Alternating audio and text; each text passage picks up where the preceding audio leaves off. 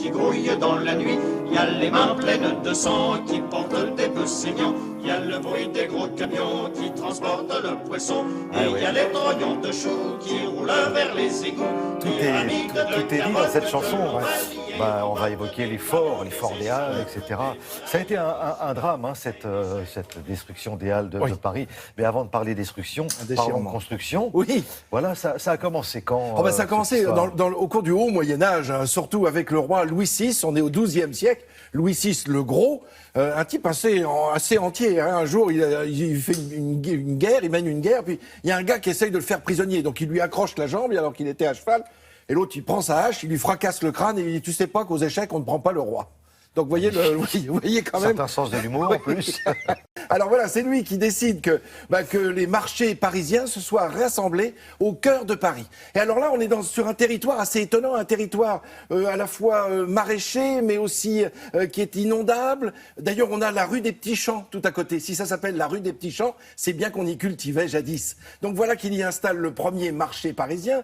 Louis IX, le futur Saint-Louis, rajoute le marché aux poissons. Voilà pourquoi, depuis le nord de Paris, on voit le faubourg Poissonnière, la rue, le boulevard Poissonnière, et tout ça mène jusqu'aux Halles, au cœur de Paris, parce que c'était le chemin qu'empruntait la voiture, le chasse-marée, qui était chargé de déposer en 24 heures les poissons pêchés dans la mer du Nord. Et puis très vite, évidemment, ces Halles vont devenir, ce centre de Paris va devenir le ventre de Paris, comme l'écrit si bien Émile Zola. Et voilà comment, pendant des années, des siècles... Alors petit à petit, évidemment, tout ça est d'abord...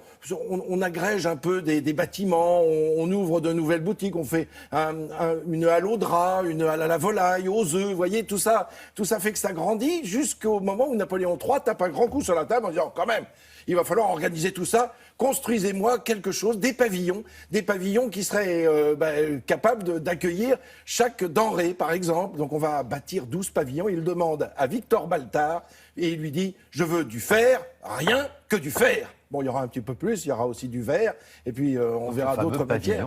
Les fameux pavillons Baltard, qui vont être détruits dans les années 70. On regarde tout ça en images, qui vont nous permettre de replonger dans ce cœur de Paris, car quand ça va déménager au mois de juillet 1971, eh bien ça partira à Rungis, hein, on l'a bien compris, parce que le cœur de Paris doit être assaini. Non mais regardez, cette population qui vient livrer, là on voit des choux qui ont été déposés, sortis du camion, qui sont triés et placés dans des charrettes. Alors on les voit souvent habillés très légèrement. Alors soit ce sont les porteurs, soit ce sont les trieurs, et quelquefois ils portent, vous savez, ce fameux tricot, ce tricot de peau avec des mailles qui permettaient d'aérer. Alors de temps en temps il fallait dormir un petit peu parce que il fallait savoir se reposer. Le métier est très difficile, hein, les fameux forts des Halles dont vous rappeliez le nom tout à l'heure, Thierry. Eh ben ce petit tricot de peau que l'on voit, vous savez, sans manches, qui permettait donc de porter aisément, mais tout en ayant chaud au dos, eh bien on va appeler ça le chandail. Pourquoi ? Parce que c'était le tricot porté par les marchands d'ail.